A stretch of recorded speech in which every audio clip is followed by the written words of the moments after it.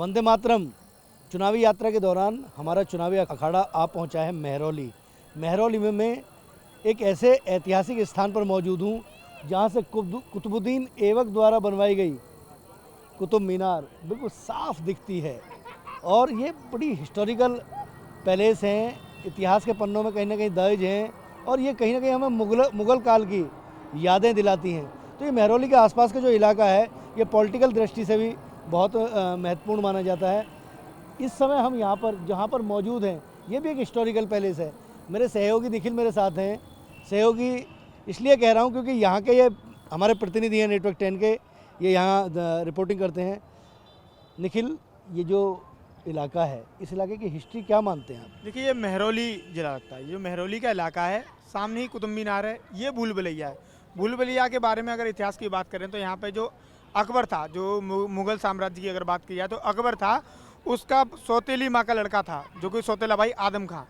यहाँ उसकी मज़ार बनाएगी क्योंकि अकबर और उसके बीच दुश्मनी थी, तो अकबर ने आदम खां को मरवा दिया। इस भूल भुलैया के अंदर उसकी मज़ार बनाई गई है। कहा यह भी जाती है कि एक बार यहाँ पर पूरी बारात आई थी, बारात अंदर घूमने गई थी और ये अभी तक रहस्य में है कि पता ही नहीं चला, पूरी बारात यहाँ से गायब हो गई। ये बहुत ही यहाँ से दूर दराज देश विदेश से लोग कुतुब मीनार तो देखने आते हैं, लेकिन जो भूल भुलैया है इसे भी साथ में देख कर जाते हैं। यहाँ का जो इतिहास है सबसे ज़्यादा हिस्टोरिकल। और देखिए यहाँ पर लोग अभी भी घूम भी रहेंगे, देख सकते हैं कि कितनी सारी भीड़ यहाँ पर हर समय मतलब रस रहता है। लेकिन यार मकबरा तो जो है वो जैसे हम लोगों में जो मतलब हिंदू जो रीति रिवाज है उसमें शमशान घाट एक जगह होती है, उसको बड़ा पवित्र वैसे तो माना जाता है, लेकिन दिन छिपने के बाद लोग नहीं जाते। लेकिन यहाँ ऐसा नहीं है, लोग चहलकदमी हो रही है। देखिए यहाँ पर अब क्या कि एक ये पहले मतलब हिस्टोरिकल है, तो लोग यहाँ पे पर्यटन का क्षेत्र मैंने तो घूमने आते हैं, तो अब अंदर कुछ है नहीं है। पहले यहाँ पे लोग कुछ नहीं है। हाँ, इसको ऐसा समझ सकते हैं हम लोग कि ये एक हिस्टोरिकल पैलेस है और मकबरा रहा होगा, लेकिन लोगों की आस्थाएं जुड़ जाती हैं समय के हिसाब से। हालांकि शमशान घाट में भी लोग नहीं जाते और कब्रिस्तान में भी दिन छिपे के बाद शायद मेरे ख्याल से नहीं जाना चाहिए। लेकिन खैर बहरहाल यहाँ पे कुछ बहुत गणमान्य और बहुत जिम्मेदार लोग बैठे हुए हैं, उनसे एक बार बात करने का प्रयास करेंगे।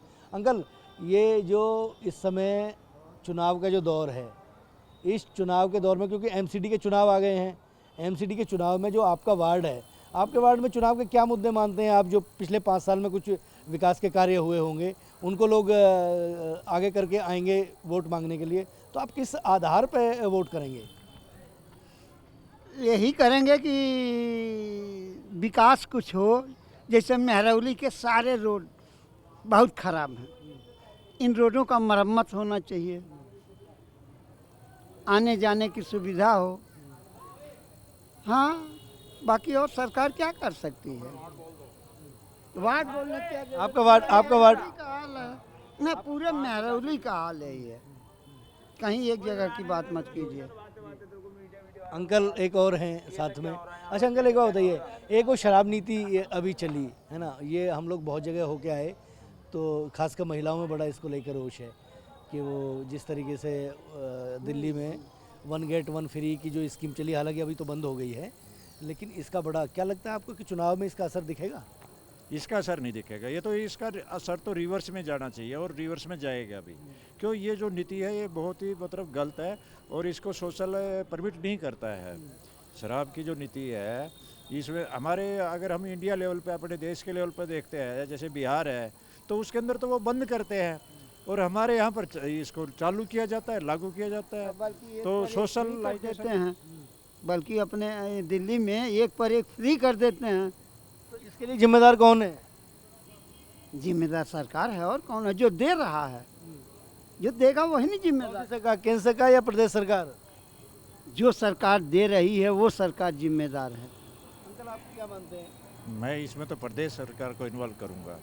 और ये मतलब शराब की जो नीति है ना, ये बाई 1 गेट 1, वो तो एक अलग कॉन्टैक्ट मतलब जैसे टाइम वार्ड से ऐसे कर दिया वो तो अलग है, लेकिन जो स्ट्रीट में मोहल्ले में जो ठेके वगैरह खुलाना वो बिल्कुल गलत है। ये लोग बुजुर्ग हैं, ये लोग बुजुर्ग हैं और जो बड़े होते हैं ना उनसे संस्कार मिलते हैं, इनके पास जीवन का अनुभव है क्योंकि इन्होंने चीज़ों को बहुत करीब से देखा है। युवाओं को इनसे सीखना चाहिए। और हम लोगों में कहा जाता है कि अगर बुजुर्गों के साथ बैठते हैं तो तजुर्बा होता है, तो स्वाभाविक सी बात है, इसीलिए शायद मुझे भी लगा कि ये लोग यहाँ पे बैठे हुए थे तो इनका तजुर्बा ज़रूर शेयर किया जाए। क्या अंकल, क्या लगता है ये जो जगह है, इस जगह के बारे में आप क्या कहेंगे? महरौली जो है हिस्टोरिकल वो जगह है। हुजूर इस टाइम तो इतना जानते हैं कि अगर ये ना होते तो हम मिलते नहीं बूढ़े बूढ़े।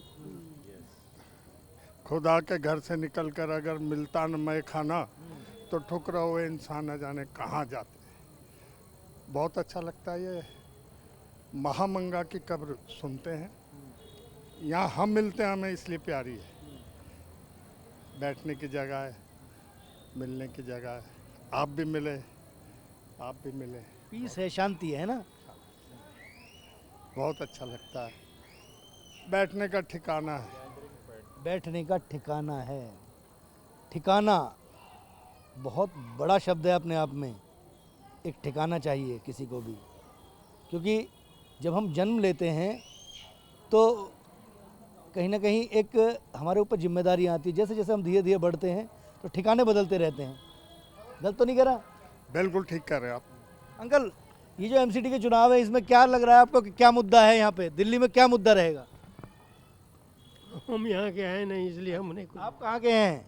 बिहार के रहने वाले हैं। अच्छा, बिहार के रहने वाले हैं। अच्छा, राजनीति को तो अच्छी तरह से समझते हैं, नहीं, उससे भी हमको कोई लेना देना तो यहाँ तक कैसे आ गए? नहीं। यहाँ तक तो बच्चे रहते हैं यहाँ अपना जीविकोपार्जन के लिए, इसलिए यहाँ हम चले आए हैं। जी बच्चों से मिलने के लिए आए हैं। जी हाँ जी, भावनाएं, मतलब मैं ये कह सकता हूँ कि भावनाएं खींच लाई, जी हाँ जी, है ना। हाँ पोते पोती होंगे, उनको देखने का बड़ा मन होता होगा। जी जी। आंटी भी हैं? नहीं यहाँ अच्छा, मतलब अकेले हैं, बेटे के पास आए हैं, पोते पोती हैं, उनको खिलाने का अच्छा लगता होगा। जी जी।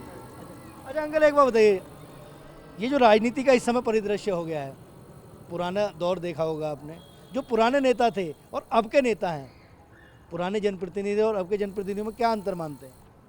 बहुत अंतर है। जैसे तो क्या हम कहें, हम कोई सबसे कोई लेना देना। पहले नेता कैसे होते थे? पहले नेता होते थे जो काम करते थे, सबका ख्याल रखते थे। अब तो वैसा नहीं, अब अब तो अपना जेबी भरने का काम करते हैं। जी वंशवाद, परिवारवाद। जी जी, यही सब चल रहा है। अच्छा, होना क्या चाहिए? क्या होना चाहिए तो आप भी जानते हैं, हम भी जानते हैं। सब चाहते हैं कि अच्छा रहे, अच्छा हमारा देश विकास करे, हमारा गांव राज्य सब विकास करे। नहीं, अगर आज के नेता आपके पास सलाह मांगने के लिए आए, जैसे मैं आया हूँ आपसे बात करने के लिए, तो उन्हें क्या सलाह देंगे आप? हम तो देंगे जो बढ़िया से काम लोग करें, जो आए चुन करके वो बढ़िया से काम करें, विकास का कार्य करें, सबका देखभाल करें। और राजनीति में भावनात्मकता बहुत ज़रूरी है। भावों के जरिए ही चीज़ें होती हैं। पुराने जो नेता थे, आज कई लोगों से और भी बात हुई कि पुराने नेता थे, बड़े सलीके से, बड़े अदब से बात करते थे, लेकिन आज के नेता जो है, जो अंकल ने कहा है उस पर ज़रा गौर कीजिएगा। जी, क्या कहेंगे? फिर भी कुछ तो कहिए। क्या कहूँगा, फिर भी कुछ कहिए, क्योंकि मौजूदा परिदृश्य जो है अभी महंगाई बहुत ज़्यादा है। अभी जस्ट 2 दिन में दूध का पैसा भी बढ़ गया, गैस का पैसा जो है 1000 रुपया हो गया। पहले 400 रुपये का भी तो सब्सिडी मिलती थी, सब्सिडी अब बंद कर दी हैं। बूढ़े लोगों को पेंशन नहीं मिल रही, बहुत लोगों को पेंशन रोक दी। तो ये सब लोग पहले तो रोज़गार का मुद्दा है, रोज़गार बिल्कुल ख़त्म कर दिया। रोज़गार होना चाहिए। तो ये बहुत चीज़ें हैं देश में। अच्छा, इसकी वजह क्या मानते हैं आप? वो जो क्या कर सकते हैं, सरकार का अपना मर्जी है। अभी देखो स्कूलों में देखो, आपने 25,000 गेस्ट टीचर रखे हुए हैं। 25,000 गेस्ट टीचर रखते हैं, उनकी तनख्वाह जो है 30,000 है। वो M.Ed पास हैं, और जो पहले से लगे हुए हैं उनकी 80,000 है। पढ़ाता वो भी उतना ही है, और जो अभी पढ़ा रहा है वो भी उतना ही पढ़ा रहा है। तो ये फ्लैक्शनबाजी नहीं होनी चाहिए। तो थोड़ा सा उनको भी पैसा बढ़ाना चाहिए, उससे उनका परिवार पले। तो कई चीज़ें ऐसी चीज़ें हैं, ये देश को सरकार को सोचना चाहिए कि एक को 80,000 देने, वो भी पढ़ लिख के आया है, जो अभी पढ़ के आया है वो भी पढ़ लिख के आया है, तो उसकी उसमें तनख्वाह में कम नहीं करनी चाहिए, पार्शलिटी नहीं होनी चाहिए। उसको भी थोड़ा बच्चे पढ़ने लायक हो। तो अब आजकल महंगाई इतनी है, अब अभी ये फ्लैट लेगा कहीं किराए पे रहेगा तो वो 10,000 15,000 से किराया महंगा है। वो टीचर बन के आएगा, स्कूल में टीचर पढ़ाई करेगा, 30,000 में वो अपने बच्चे पालेगा, किराया देगा, क्या करेगा। तो सरकार को ये सोचना चाहिए कि भाई पढ़ लिख के आया है, इसकी तनख्वाह भी थोड़ा सा कुछ तो करें, 50,000 तब भी करें। अब उसको तो 80,000 90,000 मिल रहा है, वो भी उतना ही पड़ गया है, वो उससे भी कम पड़ गया है। जो अब पड़ गया है वो ज़्यादा पड़ गया है, उसको तनख्वाह कम है। मतलब योग्यता के आधार पे होनी चाहिए। और अगर एक ही महकमा के टीचर हैं तो उसमें कुछ इतनी ज़्यादा फ्लेक्सिबिलिटी नहीं हो जाए कि बिल्कुल ज़मीन आसमान का अंतर हो। बिल्कुल ये होना चाहिए। इसके दूरगामी परिणाम क्या हो सकते हैं? अब दूसरे परिणाम क्या हो सकते हैं, अब लोग मन से काम नहीं करेंगे। लोग मन से नहीं करेंगे तो उनको तनख्वाह नहीं मिलेगी। गवर्नमेंट क्या करती है अभी आप यदि 80,000 रुपये जहाँ मिलने चाहिए, अगर 30 मिलेंगे तो वो काम नहीं करेगा, मन से काम नहीं करेगा। अभी क्या है, अभी जैसे एक दिन छुट्टी कर लेता है उसकी तो तनख्वाह कट गई। अब जो 80,000 है उसको तो तनख्वाह, उसकी तनख्वाह पूरी मिल रही, क्यों मिल रही है? उसको 30 तो छुट्टी अलग मिलती है, उसको CCL अलग मिलते हैं। टीचर लेडी टीचर है, दूसरा है साल भर में छुट्टियाँ ज़्यादा टीचर की होती है। जो गेस्ट टीचर है उसकी छुट्टियाँ कम होती हैं। अगर एक दिन छुट्टी कर दी, बुखार हो गया तो तनख्वाह कट गई। सरकार की जिम्मेदारी बनती है, और सरकार में क्योंकि हमारे जो अगर सिस्टम की बात करें हम, तो हमारे जो जनप्रतिनिधि हैं वो कानून बनाते हैं। जो देश की सबसे बड़ी पंचायत है जिसमें हमारे मेंबर ऑफ पार्लियामेंट जाते हैं, उसमें कानून पास होते हैं, और उन कानूनों को एग्जीक्यूट कराने की जिम्मेदारी अधिकारियों की होती है। जो नौकरशाह होते हैं वो परमानेंट होते हैं, हर 5 साल में मेंबर ऑफ पार्लियामेंट चेंज हो जाते हैं। जनता कई बार अपने जनप्रतिनिधि को नकार देती है तो वो बदल गए, वो पूर्व हो गए, लेकिन अगर एक IAS बन गया तो उसकी लंबे समय तक जिम्मेदारी बनती है उन कानूनों को संरक्षण करने का, उन कानूनों को लागू करवाए रखने के लिए। इसके लिए कोर्ट भी एक माध्यम है जो संरक्षण का काम करती है। महरौली एक हिस्टोरिकल प्लेस, ये एक बार बार उजड़ी भी और बसी भी। इसके साथ साथ ही एक पिथौरागढ़ का किला भी है। ये बुलबुलियाँ हिस्टोरिकल प्लेस हैं। पूरी महरौली एक मॉन्यूमेंट्स की है जो कि वर्ल्ड वाइड हेरिटेज है। तो इसको क्यों नहीं ये आर्कियोलॉजी वाले डिपार्टमेंट इसकी यहाँ की ना कोई सफाई करते हैं। ये देखो ये कितना गंद पड़ा हुआ है। और ये देखो इंचार्ज हैं यहाँ पर जो कुतुब मीनार पे बैठते हैं, उनसे मैं मिलके भी आया। 3-4 दफ़ा मैंने उनसे कहा भी, मैंने कहा आपका स्वीपर काम नहीं कर रहा वहाँ पे, लेकिन in spite of repeated request कोई यहाँ स्वीपर नहीं आता, यहाँ कोई सफाई नहीं करता, और वो अपने दफ्तर में बैठे हुए अपना कुछ हुक्म चलाते रहते हैं। जाते हैं तो हाँ जी करा देंगे, लेकिन यहाँ देख लिए, ये देख लिए, ये इधर देखिए और इसके चारों तरफ जाके देखिए कितना गंद है। और यहाँ का स्वीपर भी क्या करता है, बक्से से उठाता है कूड़ा और वहीं मॉन्यूमेंट में ही डाल देता है। तो वहाँ जाके अब देखिए तो इस पुरातत्व विभाग की जिम्मेदारी बनती है कि जो हमारे हिस्टोरिकल पैलेस हैं उनको बहुत बेहतर तरीके से सुसज्जित रखने का। क्योंकि मैं भी वहाँ से जब आ रहा था तो मुझे भी वो दिखा, लेकिन अंकल ने उसकी तरफ बिल्कुल इशारा किया है। और ये सब चीज़ें जी ऐसे आप इसके पीछे जाइए, रोड के साइड में एक नीचे एक गड्ढा है, वो पहले ओपन था, बिल्कुल खुला हुआ था। स्वीपर क्या करता है, सारा कूड़ा उठा के उसके अंदर डाल देता है जब कभी भी आता है। तो महरौली के सीनियर सिटीजन्स वगैरह जो यहाँ बैठने का एक ठिकाना बनाया हुआ है, तो इसको ये देखिए, इधर भी देखिए, हाँ ये देखिए, कहने के बावजूद रिपीटेड रिक्वेस्ट के बाद भी यहाँ गंदगी रहती है। और इसके साथ साथ कभी वो आ भी जाता है तो ये देखिए किस तरह कूड़ा इकट्ठा किया जाता है। ये देखिए, ये तो फिर ये तो अंकल ऐसे हो गया कि एक तरह से जो हिस्टोरिकल पैलेस है इससे कोई मतलब इससे कोई इमोशनल अटैचमेंट नहीं रहे। हाँ। ये मॉन्यूमेंट्स की क्या वैल्यू रहेगी फिर?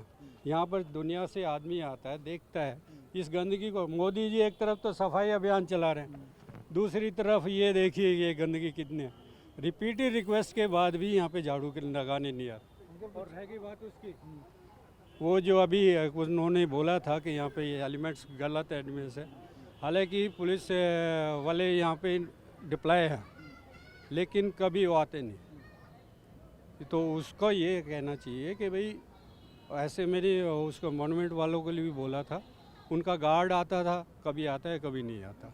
तो इसलिए उनसे रिक्वेस्ट है मेरी मॉन्यूमेंट वालों को कि यहाँ पर गार्ड हमेशा रखें, साथ में इसके बाद में ये गंदगी किसी तरह सफाई कर दे, जो कि बाहर का आदमी जो आता है यहाँ पे बैठने का, और हम जैसे सीनियर सिटीजन जो शाम के टाइम आ जाते हैं, क्योंकि ये ऊंचा इलाका है, यहाँ पे एक ठंडी एक हमें यहाँ पे एक शांति मिलती है। तो लिहाजा उनसे रिक्वेस्ट है कि यहाँ की सारी सफाई करा दें, एक गार्ड रख दें जो कि बैड एलिमेंट्स हैं वो ही ना आए। क्या लग रहा है चुनाव में मुद्दा? बहुत बढ़िया चलेगा भाई। हमारी तो यही है कि जहाँ इन्होंने कौंसलर जो है आती जिन्होंने यहाँ महरौली में सब जगह इन्होंने सड़कें बना भी है। एक हमारा वार्ड नंबर 7 है कसाईवाड़ा, उस पर सड़कें नहीं बनाई उन्होंने। मैंने कहा भी था, यही वो क्वेश्चन है कि सड़कें बनाए हमारी। क्या वजह रही, क्यों नहीं बनाई? क्यों नहीं बनाई वो वजह नहीं बतावे कोई। वो कहता है ये MLA वाला हमें लिख के नहीं देता। कौन मतलब एमएलए अलग आम आदमी पार्टी का है आम आदमी पार्टी, और पार्षद जो है वो बीजेपी की। दोनों दलों के बीच में अदावत है। ये वजह है। अब देखो जी कब बनती है हमारी सड़क, वो बनी ही नहीं अभी तक। अच्छा, होना क्या चाहिए ऐसी स्थिति में? जैसे एमसीडी और सरकार है, प्रदेश सरकार है, इनका चल रहा, वो बनाते हैं तो वो खड्डे खोद देता है पाइप डालने के लिए, तो इसलिए वो कोई पता नहीं क्या जगह उनका है आपस में, तो वो सड़कें हमारी नहीं बनी। अपने दर्शकों को हम एक चीज़ और भी बताने का प्रयास करते हैं कि अगर बात की जाए जनप्रतिनिधि की, तो ऐसे मान के चलिए कि यदि 50,000 वोट एक वार्ड में हैं और उसमें 10 लोगों ने चुनाव लड़ा, एक आदमी जीता, उसको वोट मिले 5,000, तो वो केवल 5,000 का प्रतिनिधि नहीं है, वो पूरे 50,000 का प्रतिनिधि है। और वो जो पूरा क्षेत्र है उसमें उसे दलगत राजनीति से ऊपर उठकर काम करने की आवश्यकता है, तभी इन समस्याओं का समाधान हो सकता है। जिस तरीके से अगर एमसीडी और प्रदेश सरकार की बात करें दिल्ली में, तो आम आदमी पार्टी की सरकार है जो स्टेट में है, उसकी जिम्मेदारी पीडब्ल्यूडी और तमाम तरह के जो फंडिंग का डिस्ट्रीब्यूशन करना वो भी उसके अधिकार क्षेत्र में आता है। लेकिन जो पार्षद हैं वो पार्षद भारतीय जनता पार्टी के हैं, तो शायद कहीं अदावत है। इस पर जरूर लोगों को विचार करना चाहिए। राजनीति में आकर जब राजनीति में आ जाते हैं तो दलगत राजनीति से ऊपर उठने की एक भावना जरूर होनी चाहिए। मैं गलत तो नहीं कह रहा हूं? बिल्कुल बिल्कुल सही कह रहे हो। ये महरौली एक हिस्टोरिकल प्लेस है और 1100-1200 ईस्वी की बनी हुई है। ये एक बार टाइम में राजधानी भी रही थी। हमारे नेताओं जो तीनों के हैं, काउंसलर, एमएलए और एमपी, ये तीनों मिलके इसको ये तरफ ध्यान दें। और यहाँ के जैसे काउंसलर का बनता है कि भाई रोड सारी सर्विसेज काउंसलर के हाथ में है। अब ये क्या करते हैं, एमएलए के हाथ में है फंडिंग का। जब फंडिंग यहाँ नहीं आई तो एमएलए काउंसलर क्या करेगा? तो तीनों को मिलके यहाँ के विकास का काम करना चाहिए। सारी रोड खड्डे पड़े हुए हैं, स्कूटर बंदा पैदल नहीं चल सकता। बाज़ार को देखो आप, बाज़ार इतना कंजेस्टेड होता जा रहा है कि इन्होंने अपने बिजनेस भी ख़त्म कर लिए, क्योंकि कंजेशन हो गया, पब्लिक आएगी नहीं तो कैसे हो, उनका अपना बिजनेस ठप है। इसलिए इनको तीनों को मिलके इस महरौली का विकास करना चाहिए, जिससे कि यहाँ की जनता को कुछ फैसिलिटी मिले। दूसरा, केजरीवाल सरकार जो एक के बदले दुनिया भर के जो फ्री कर रही है, ये किसका पैसा है? हम लोगों का पैसा था। इसको फ्री में बांटना ये बंद होना चाहिए। ये जो इन्होंने बनाया हुआ है, और तो और हम सीनियर सिटीज़न हैं, महरौली में सीनियर सिटीज़न का इतना हालत ख़राब है कि उसने पेंशन भी रोक दी, सारी पेंशन रोक रखी है। एक लॉलीपॉप दे रखा है ये यात्रा का, रेलवे यात्रा का जो दे रहे हैं तीर्थ कराने का, एक लॉलीपॉप कितने ले जाता है? 1,000। 50,000 हमारे ये अपने वोटिंग है यहाँ की, कितने लेके जाता है? मुश्किल से महरौली का 100 आदमी। अरे भाई, जो सीनियर सिटीजन की तूने पेंशन रोक रखी है, कम से कम उसे तो दे। रिक्रिएशन सेंटर के सारी ग्रांट रोक रखी है, उसको तो दे। और रहा सा ये 2 साल में जो पेंडिंग का नाम लेके एक दूसरे पे ब्लेम कर रहे हैं, और यहाँ महरौली का कोई उद्धार नहीं हो रहा। बहुत अच्छा सजेशन है, एक टेबल पर बैठकर इन चीज़ों का समाधान करना चाहिए। यदि चीज़ों को व्यक्तिगत तौर पर अगर बनाएंगे तो उसके दूरगामी परिणाम बहुत अच्छे नहीं होंगे। अंकल, जो अंकल ने कहा है उसमें आप कितना इत्तेफाक रखते हैं? मैं इसको सर 100% साहब ने बहुत अच्छा बोला है। मतलब जो सीनियर सिटीजन है, ये हमारा ग्रुप तो सीनियर सिटीजन का है। इसमें सबसे ज़्यादा दिक्कत क्या आई, ओल्ड एज जो पेंशन है, इसमें बहुत सारे आदमी डिपेंड करते हैं अपने ऊपर ही। बच्चे उनको कोई लुक नहीं करता, और उनको पिछले 1 महीने की तो मतलब रोक ही दी, खा ही गए हैं। और अभी उसका एक टाइम बाउंड होना चाहिए। अंकल ने एक बहुत अच्छा मर्म निकला है ना। जब एक उम्र जब साथ छोड़ती है तो बुढ़ापा आता है, और बुढ़ापा केवल इन्हीं नहीं, बुढ़ापा मुझे भी आएगा और बुढ़ापा हम सबको आएगा। इसलिए बुजुर्गों के बारे में सोचिए। अगर आपके घर में भी बुजुर्ग हैं तो उनकी चिंता कीजिए। अगर चिंता करेंगे तो आपकी भी चिंता होगी, क्योंकि हमारी अगली पीढ़ी जो है वो देखती है जिस तरीके का व्यवहार हम अपने माता पिता के साथ करेंगे, उसी तरीके का व्यवहार हमारी औलाद भी हमारे साथ करेगी। इस बात का विशेष ध्यान रखिएगा। यहाँ पर हम लोग आए, आके लोगों ने बात की और एक बात ज़रूर निकल के आई कि अनुभव जो है वो बहुत बड़ी चीज़ होता है और रूट लेवल पे जो चीज़ें होती हैं, क्योंकि सच सच होता है, इसलिए सच के करीब रहिए। और अगर पॉलिटिक्स में जो लोग पॉलिटिकल जिन्हें जिम्मेदारी मिली है, जिन्हें जनप्रतिनिधि बनाया गया है, वो ज़रूर इस पर चिंतन मंथन मनन करें और एक टेबल पर बैठकर समस्याओं का समाधान करने का प्रयास करें। कैमरा पर्सन अमित के साथ राजकुमार चौधरी, नेटवर्क 10, महरौली, नई दिल्ली।